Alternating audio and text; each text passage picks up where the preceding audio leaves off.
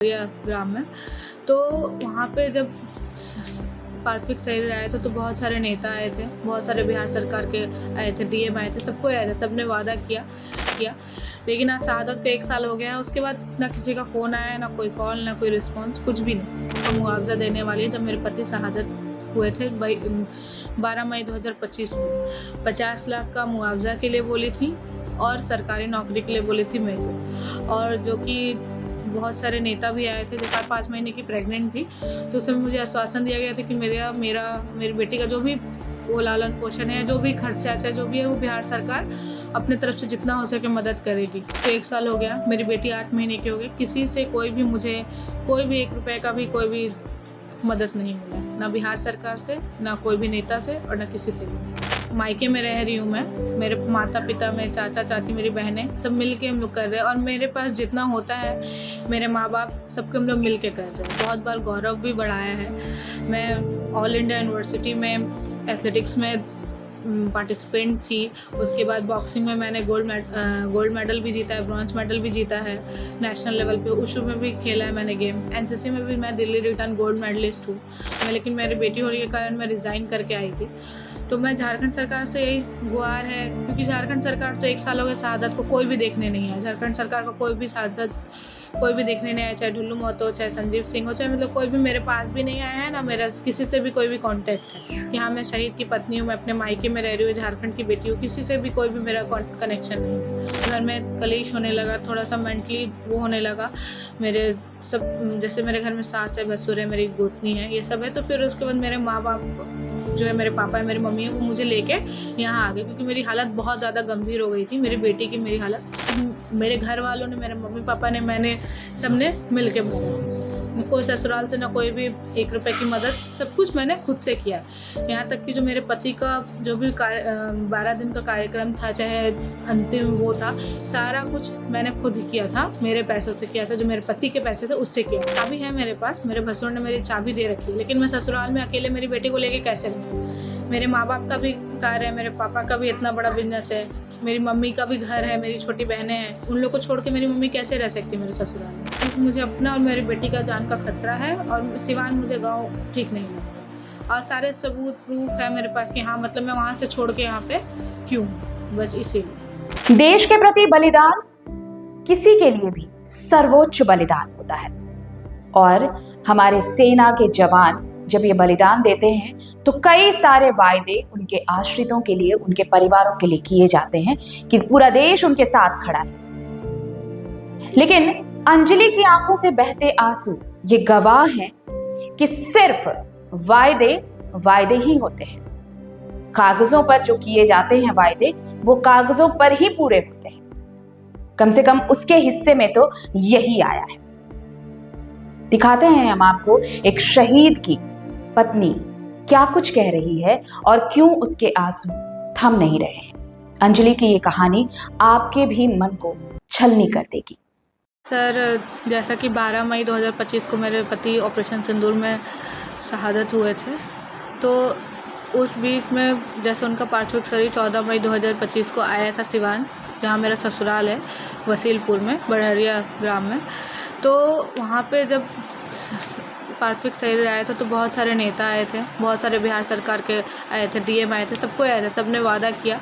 लेकिन आज शहादत को 1 साल हो गया है, उसके बाद ना किसी का फ़ोन आया, ना कोई कॉल, ना कोई रिस्पॉन्स, कुछ भी नहीं। इस बार शहादत आप कब हुआ? सर, बिहार सरकार नीतीश कुमार का एक वीडियो था मेरे पास, जैसे कि मुझे पता चला था कि वो मुझे 50 लाख का मुआवज़ा देने वाली है। जब मेरे पति शहादत हुए थे 12 मई 2025 को 50 लाख का मुआवज़ा के लिए बोली थी और सरकारी नौकरी के लिए बोली थी मेरे को। और जो कि बहुत सारे नेता भी आए थे, जैसे चिराग पासवान जी आए थे, हाँ, फिर उसके बाद श्रवण कुमार आए थे, मंगल पांडे आए थे, आरजेडी के पप्पू यादव आए थे और तेजस्वी यादव, सबको आए थे। उन्होंने मुझे आश्वासन दिया था कि वो मुझे नौकरी देंगे। और मेरी बेटी उस समय मैं 4-5 महीने की प्रेग्नेंट थी, तो उस समय मुझे आश्वासन दिया गया था कि मेरी बेटी का जो भी वो लालन पोषण है, जो भी खर्चा चाहे जो भी है, वो बिहार सरकार अपने तरफ से जितना हो सके मदद करेगी। लेकिन आज मेरे पति के शहादत को 1 साल हो गया, मेरी बेटी 8 महीने की हो गई। किसी से कोई भी मुझे कोई भी 1 रुपये का भी कोई भी मदद नहीं मिला, ना बिहार सरकार से, ना कोई भी नेता से और ना किसी से भी। तो आज अपनी बेटी का लालन पालन कैसे कर रहे हैं? सर आज मेरी बेटी 8-9 महीने की हो गई है। 21 अगस्त 2025 को मेरी बेटी हुई थी। मैं उसका लालन पोषण मेरे मायके में रह रही हूँ मैं, मेरे माता पिता, मेरे चाचा चाची, मेरी बहनें सब मिल के हम लोग कर रहे हैं और मेरे पास जितना होता है मेरे माँ बाप सबके हम लोग मिल के कर रहे हैं। तो मतलब बिहार सरकार तो हम जैसे कि आप बोला झारखंड की बेटी तो मैं हूँ ही, क्योंकि झारखंड का मैंने बहुत बार गौरव भी बढ़ाया है। मैं ऑल इंडिया यूनिवर्सिटी में एथलेटिक्स में पार्टिसिपेंट थी। उसके बाद बॉक्सिंग में मैंने गोल्ड मेडल भी जीता है, ब्रॉन्ज मेडल भी जीता है नेशनल लेवल पे। उशू में भी खेला है मैंने गेम। एनसीसी में भी मैं दिल्ली रिटर्न गोल्ड मेडलिस्ट हूँ। तो मैंने झारखंड का बहुत बार मान बढ़ाया है, इसलिए मुझे डीसी से सम्मानित भी किया गया था धनबाद में। और भी बहुत सारे मेरे अवार्ड्स वगैरह हैं। मैं जॉब भी करती थी एरिना में, लेकिन मेरी बेटी होने के कारण मैं रिज़ाइन करके आई थी। तो मैं झारखंड सरकार से यही गुहार है, क्योंकि झारखंड सरकार तो 1 साल हो गए शहादत को कोई भी देखने नहीं आया। झारखंड सरकार का कोई भी सांसद कोई भी देखने नहीं आया, चाहे ढुल्लू महतो हो, चाहे संजीव सिंह हो, चाहे मतलब कोई भी मेरे पास भी नहीं आया है, ना मेरा किसी से भी कोई भी कॉन्टैक्ट है कि हाँ मैं शहीद की पत्नी हूँ, मैं अपने मायके में रह रही हूँ, झारखंड की बेटी हूँ। किसी से भी कोई भी मेरा कनेक्शन नहीं है। तो सबसे बड़ी बात ये है। आखिर बिहार में आपका सर जैसे कि मेरे पति की शहादत 12 मई 2025 को हुई थी। मैं 30 जून तक वहीं पे थी। एक बार बीच में यहाँ पे धनबाद आई थी चेकअप करवाने के लिए, क्योंकि मेरा जो ट्रीटमेंट है कैलाश हॉस्पिटल में नेहा बजाज मैडम से चल रहा था। तो मैं एक बार आई थी यहाँ पे, फिर मैं वापस गई थी क्योंकि डॉक्यूमेंटल वर्क बाकी था। फिर घर में जैसे मेरे पति की शहादत हुई तो फिर घर में कलेश होने लगा, थोड़ा सा मेंटली वो होने लगा। मेरे सब जैसे मेरे घर में सास है, भसुर है, मेरी गोतनी है, ये सब है। तो फिर उसके बाद मेरे माँ बाप जो है, मेरे पापा है, मेरी मम्मी है, वो मुझे लेके यहाँ आ गए, क्योंकि मेरी हालत बहुत ज़्यादा गंभीर हो गई थी, मेरी बेटी की मेरी हालत। तो ये लोग मुझे यहाँ पे लाके हॉस्पिटल में एडमिट करे। मैं 5-6 दिन तक हॉस्पिटल में एडमिट थी। मेरा ट्रीटमेंट चला नेहा बजाज मैडम से। जब मैं 7-8 महीने की मैं प्रेग्नेंट थी। फिर उसके बाद तब से मैं यहीं पे रह गई। उसके बाद फिर मेरी बेटी का छठियारी हुआ। 21 अगस्त 2025 को मेरी बेटी हुई। उस समय भी कोई भी देखने के लिए नहीं आया, चाहे जो भी सरकार है, चाहे कोई भी। उस समय सारे प्रेस वाले आए थे कि हाँ मेरी बेटी हुई है। उसके बाद भी सब कोई भी सरकार से कोई भी मदद नहीं मिली। जो भी है खर्चा बिल है चाहे कुछ भी, सब मेरे घर वालों ने, मेरे मम्मी पापा ने, मैंने, सब ने मिल के भरा। कोई ससुराल से ना कोई भी 1 रुपये की मदद, सब कुछ मैंने खुद से किया। यहाँ तक कि जो मेरे पति का जो भी 12 दिन का कार्यक्रम था, चाहे अंतिम वो था, सारा कुछ मैंने खुद ही किया था, मेरे पैसों से किया था। जो मेरे पति के पैसे थे उससे किया था।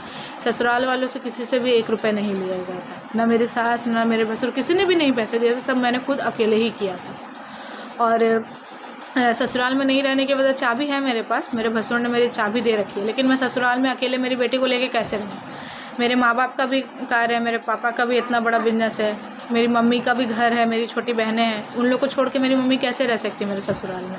और मैं अपनी छोटी 8 महीने की बेटी को लेकर सिवान, आप समझ रहे, सिवान से 25 किलोमीटर अंदर है मेरा गाँव, मैं कैसे रह सकती हूँ। और वहाँ पर मैं खुद को सुरक्षित महसूस नहीं करती।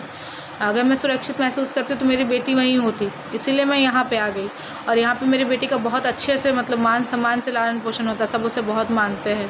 तो मेरे पापा हो, मेरे अंकल हो, मेरी आंटी हो, मेरी बहनें हो, सब कोई बहुत अच्छे से मानते हैं उसको। इसीलिए मैं वहाँ पे नहीं जाती, क्योंकि मुझे अपना और मेरी बेटी का जान का खतरा है। और सिवान मुझे गाँव ठीक नहीं लगता। और सारे सबूत प्रूफ है मेरे पास कि हाँ मतलब मैं वहाँ से छोड़ के यहाँ पे क्यों हूँ, बस इसीलिए।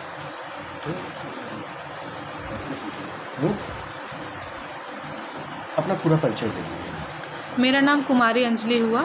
मैं शहीद राम बाबू कुमार सिंह की पत्नी हूँ, जो कि ऑपरेशन सिंदूर में 12 मई 2025 को शहीद हुए थे। जब सरहद या किसी ऑपरेशन में जवान शहीद होता है तो पूरा देश उमड़ पड़ता है। नेताओं की कतारें लगती हैं, वायदों की झड़ी लग जाती है। लेकिन जैसे जैसे समय बीतता है, वही परिवार सिस्टम की फाइलों और सरकारी दफ्तरों की ठोकरों के बीच गुम हो जाता है। ऑपरेशन सिंदूर में शहीद हुए राम बाबू सिंह की पत्नी अंजलि, जो आज अपने 8 महीने की मासूम बच्ची के साथ जीवन से संघर्ष कर रही है, दाने दाने को मोहताज है।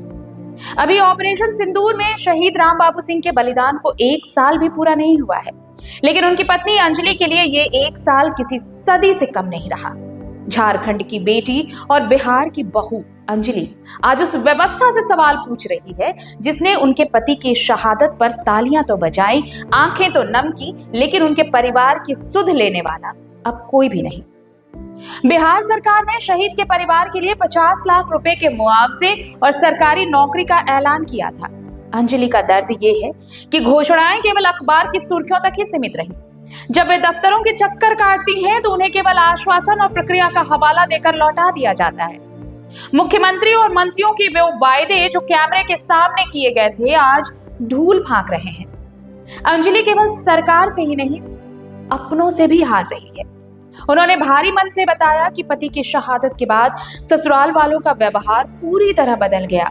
जो संपत्ति और सहारा उन्हें मिलना चाहिए था वो विवादों की भेंट चढ़ गया है। 8 महीने की मासूम बच्ची को लेकर वो दर दर भटकने को मजबूर है। अंजलि को सीवान वाले घर की चाबी तो थमा दी गई, लेकिन सवाल सुरक्षा का है। एक अकेली महिला अपनी दुधमुही बच्ची के साथ वहां कितनी सुरक्षित है? अंजलि कहती है कि केवल चाबी दे देना काफी नहीं है, वहां रहने की स्थितियां और सुरक्षा भी एक बड़ी चुनौती है। चूंकि अंजलि झारखंड की रहने वाली है, इसलिए उनकी उम्मीदें अब अपनी जन्मभूमि से भी जुड़ी हैं। उन्होंने झारखंड सरकार से भी अपील की है कि झारखंड की बेटी होने के नाते क्या उन्हें यहाँ से कोई संबल मिलेगा? क्या उनकी मासूम बेटी का भविष्य सुरक्षित हो पाएगा?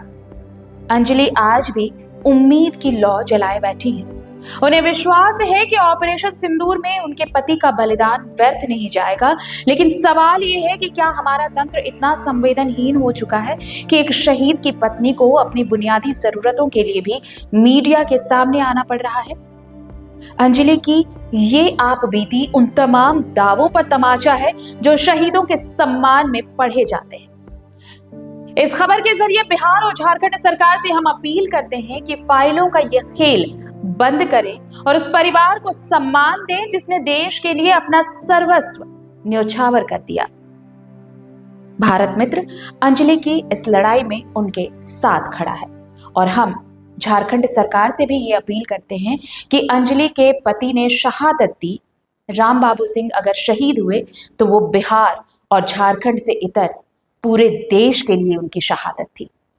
तो अब बिहार सरकार ने क्या किया ये पीछे छोड़ते हुए क्या झारखंड सरकार अंजलि की मदद के लिए आगे आएगी?